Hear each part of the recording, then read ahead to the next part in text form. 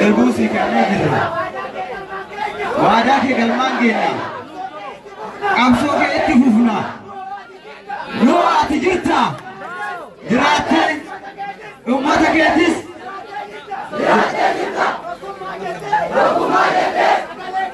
Sagale ketis. Umat orang. Ojete kita. Hukuman diunjate.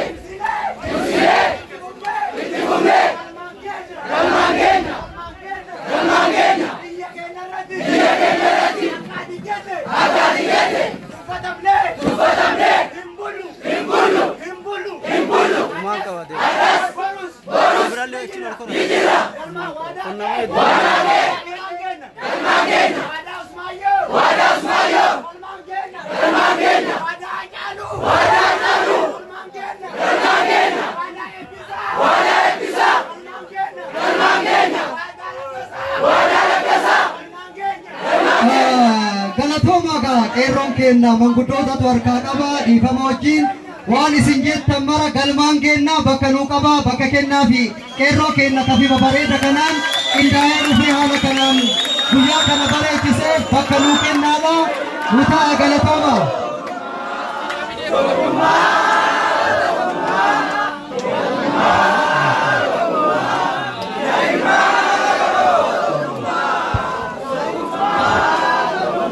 Galatoma ulfaadha rabbi sinaa guddisu sadarkaa guddaadhaan isinaa ga'u guyyaa har'aa guyyaa abbaa kennaa guyyaa obbo Nuhoo Muhammad Gammada bareechisuudhaaf haala kana dhuftanii nu tola nu gammada jazaa rabbi isinii haa kafalu jedha sagantaa kenna ka akkuma qabannetti karaa manguddootatiin ka itti fufnu ta'a qeerroon kenna galatooma bakka nuu qabadhaadha.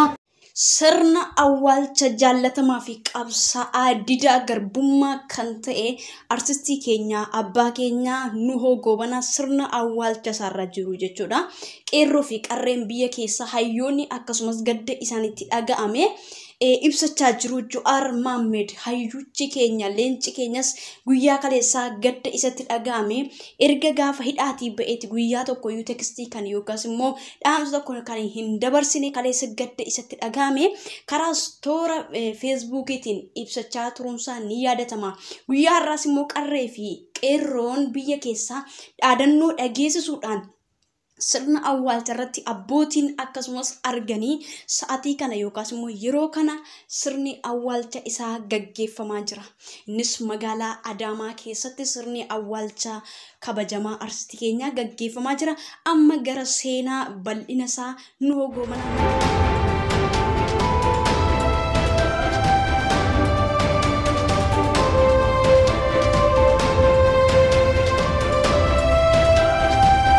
Ashamar kafuune kam jirtu kabajamtoota hordoftoota Kaankee Show oduu Kaankee Show isin dhageessifna oduu waliinaan guma baas caaluuti. Hangafa weellistoota Oromoo kan ta'e kabajaa fi jaalala guddaa uummata isaa biraa kan qabu artistiin Nuhoo Goobanaa Dhibeedhaa yeroo dheeraaf erga dararame booda Majjii 18 bara 2022 addunyaa kanarraa du'aan godaaneera.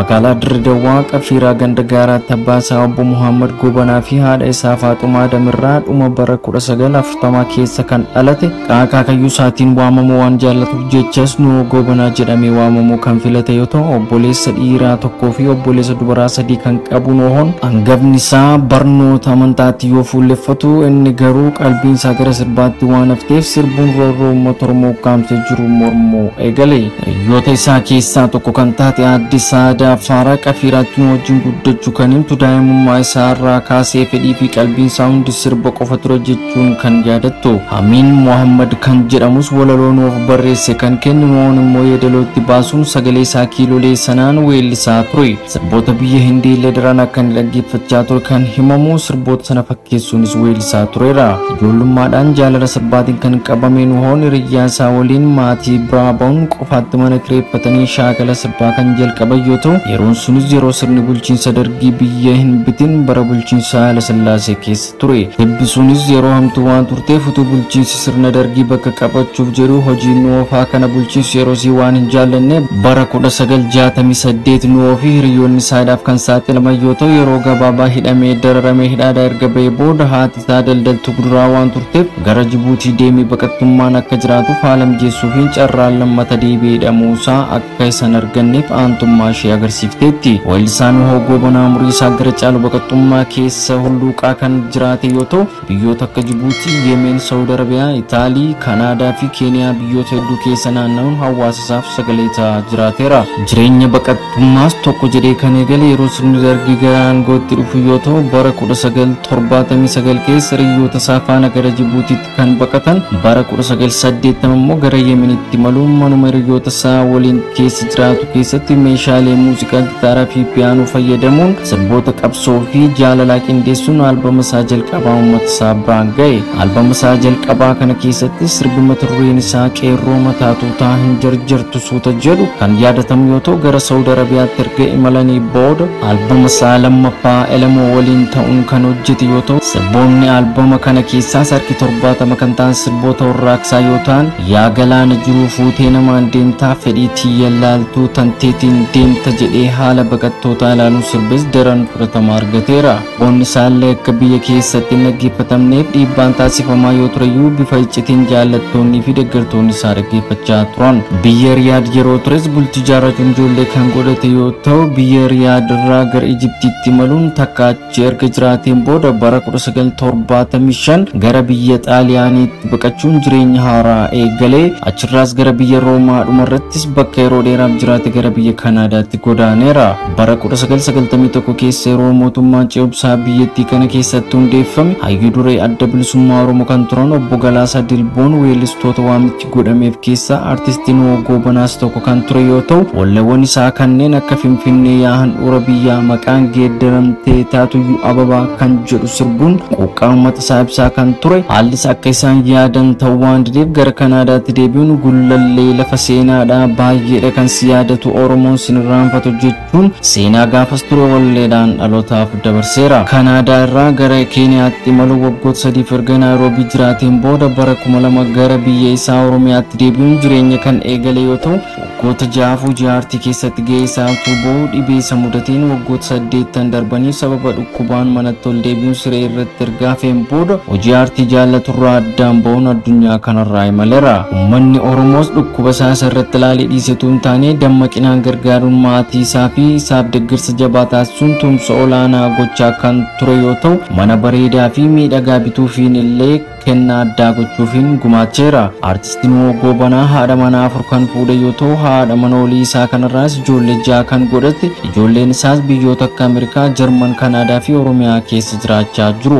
Artistii gameessi kun sagaleedhaan sirbuun cinatti meeshaalee muuziqaa kanneen akka kiraaraa kan taphatu yoo ta'u afaan Oromootiin alas afaanota akka Amaariffaa, Ingiliffaa, afaan Arabaa, afaan Sumaalee fi Firaansi dubbachuu ni danda'a ture. Afaanota akka afaan Sumaalee, Arabaa fi Amaariffaanis kan sirbe yoo ta'u tokkummaa Oromoo irratti ejjennoo raafamne akka qabus hojii aartiin agarsiiseera. Waggaa lamaan duras dhukkubsatee yeroo hospitaala turetti Oromoon tokkummaa isaatiin alatti waan biraa hin qabu tokkummaa keessan cimsaa jechuun ergaa jabaa uummata isaaf dabarsuun isaanii yaadatama. Tokkummaa yaa ilmaan Oromoo tokkummaa Kiristaana Islaamaan nu gargar hin baanu hojii waaqaatti waaqumaaf haa dhiibnu Oromummaa qofaan waliin haa dhaabbannu jechuun dheebuu tokkummaa uummata Oromoof qabu dammaqina addaan weellisaa tureera. Sirni gaggeessaa awwaalchaa artistii Nuhoo Goobanaas amajjii 20 bara 2022 magaalaa Adamaatti ni raawwatama.